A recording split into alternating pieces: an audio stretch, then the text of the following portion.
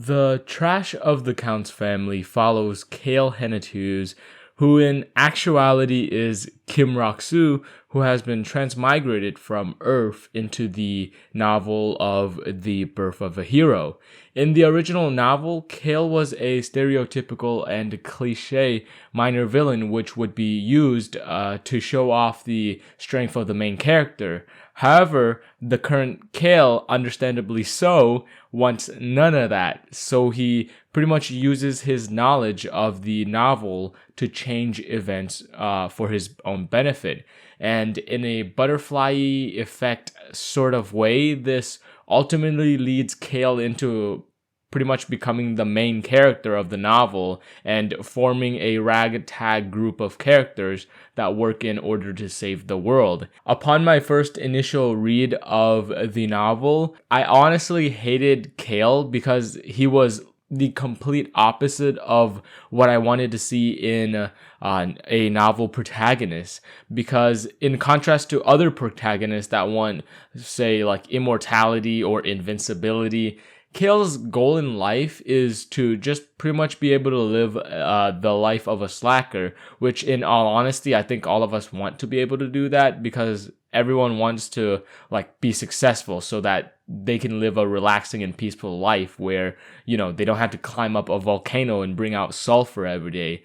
just so that you can live like a barely sustainable life. With that being said, I understand Kale's goals and I vibe with him on them, but that's not really what I want to see from my novel protagonist. Like, I know a lot of people might disagree with me on this because Kale, like, might come off as a breath of fresh air for some people who are, like, pretty much done with the power-hungry and adventure-seeking type of main characters. But for me, like, it's the opposite, since I enjoy protagonists that just like take initiative and seek out adventure more than protagonists that are just reactionary robots. I'm not calling Kale a reactionary robot. It's just that he doesn't really like doing a lot of the stuff that he has to do in the novel, and he constantly kind of complains about it, which kind of rubs me the wrong way sometimes. But nevertheless, I didn't let this stop me from reading the story further, and as I kept on reading, I was pretty much rewarded for my, I guess, what's it called, persistence or whatever, because I saw Kale's character grow as the novel progressed in a way which is kind of reminiscent of Overgeared. And I say this because Kale's character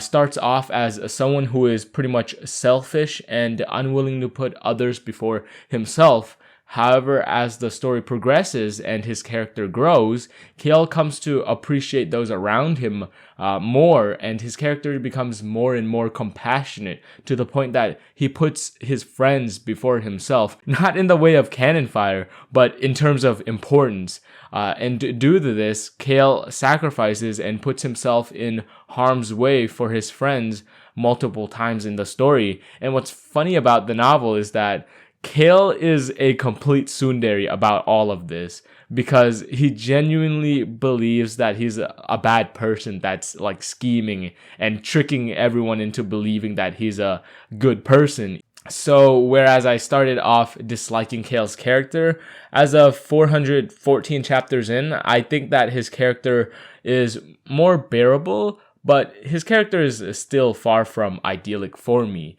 Honestly, in terms of favorite characters, like my favorite character isn't even the main character. He's just this side character that rarely even comes up in the story anymore, who goes by the fake alias or name Bob. His real name's Tunka, but I mean, Bob sounds way cooler, so I'll just refer to him as Bob from now on. Bob started off as a person with nothing between his ears, and he was even the subject of like quote-unquote gags which were targeted at his intelligence and approach to life that pretty much just went punch the thing causing problems until it doesn't cause problems anymore. But what made me love Bob was his character development in the story, whereas he started off as a military commander that didn't really care much for his soldiers or anything because he believed that strength was what reigned supreme, which basically made him believe that if his soldiers died, that was their own fault because they were simply just too weak to live. So Bob pretty much had no regard for the lives of his soldiers. However, as the story progressed, Bob slowly realized that the only reason strong people can exist is because there are weak people to make them strong. And I'm not sure if I worded that correctly or if I oversimplified it, but in short, Bob's character changes in a way which I love to read about and experience as it happened. And with that being said, you can probably surmise that the novel is full of life and interesting characters that develop as the story develops. And I overall don't think that I would be wrong in saying that the strongest point of the novel is its characters and their relationships with one another. A thing that I really wish that One Piece could do more of is show the Straw Hat Pirates having fun and just messing around on the ship in between arcs. I know the anime does it sometimes, but I wish that we could see a slice of life type thing between arcs more often, even though that would boost up like the chapter count of One Piece even more, which which in all honesty isn't even a problem because more One Piece is scientifically proven to be linked with more happiness.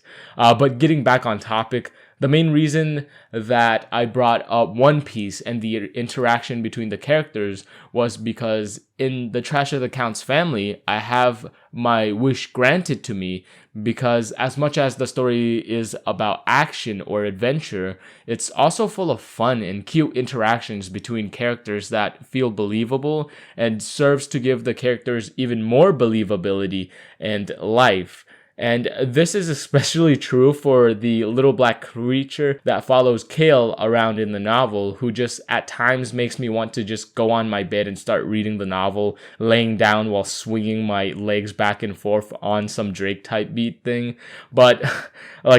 just due to how incredibly cute he is. I don't call him by his name because I don't want people to, I think I can call him by his name, Rayon, because by the time you find out his name, you already know what he is. But moving on, this is not to say that the story is just a fun and happy-going story, though, because this story doesn't really shy back from darker topics like slavery, racism, and human trafficking. However, for me personally, the story really struggles in making me feel disgusted at the villains or feel a burning rage for them. In a sense, it struggles in handling these issues well in a way that would progress the story and make readers feel a burning rage for the villains in a way that other novels like Second Coming of Gluttony have done, for example. And I think that this is the case because the author is really PG or child-friendly about the way in which he handles these topics and the villains behind these things. This was most apparent for me in a scene where one of the villains is literally doing the equivalent of drinking wine while looking down at the decaying and rotting corpses of his victims. And hear me out, because I know this doesn't sound PG or child-friendly at all, but villains and the people behind the horrible things that happen in the story don't really make me feel as much rage as other villains in other stories because they don't really feel real at all. And I know how stupid this sounds because the story is literally filled with talking cats and dogs, along with literal fire-breathing dragons. But the thing is, those things are relatively normal and realistic in terms of fiction for me, but what doesn't really feel realistic or normal in terms of the rules set by the fictional guidelines that I have for my self, and I stress for myself because this may be perfectly fine for others. It feels more cartoony and unrealistic when a villain is literally twirling his mustache and evil laughing while watching horrible things take place than is scary or hate-provoking. Furthermore, it was really hard for me to feel stressed or invested into fights that happened in the story as if the fate of the story depended on it, because I never really felt like there was really a sense of urgency or risk of stakes at hand. And I also kind of believe that this may be an intentional decision from the author to not really make readers feel too sad or depressed, because from everything that I've read, like this novel alone, the author is really good at writing, and all he has to really do to make the fights and battles of the story like 10 times more thrilling and invigorating is literally to just like kill off characters or get them actually hurt and have the battles leave serious marks on them.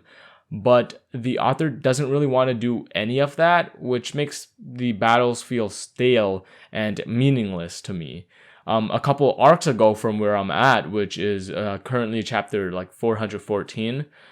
there was a character that was teased as having their life slowly ticking away on the clock, which made me like immediately feel more invested in their character and the course that the story would take. But the author pulls out something which extends their life, and likewise I immediately felt less interested. Like, don't get me wrong, I genuinely think that this novel is good, but it's things like this that really hold it back from being up there with the greats in my own like honest, humble personal opinion. Because you can hate all you want on novels like Reverend Insanity and say they're overhyped, but in Reverend Insanity there was a sense of urgency and a threat every single arc,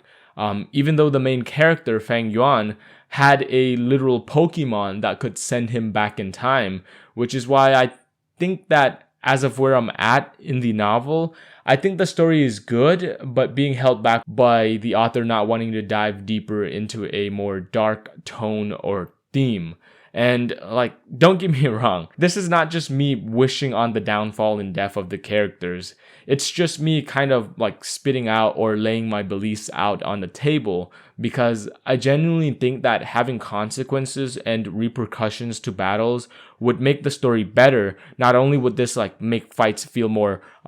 thrilling and stressful, but it would also highlight and emphasize the happy moments that are in the novel. Because in a sense, there can only be light because there is darkness, and the color white is pretty much most accentuated and or bolded when put up against like black, because of the drastic like variation or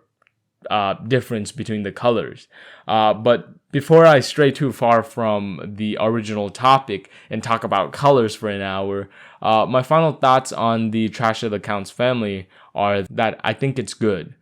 For readers that enjoy lighthearted and happy action or adventure novels that aren't, I guess, afraid to get dark occasionally, then this would be the novel for you.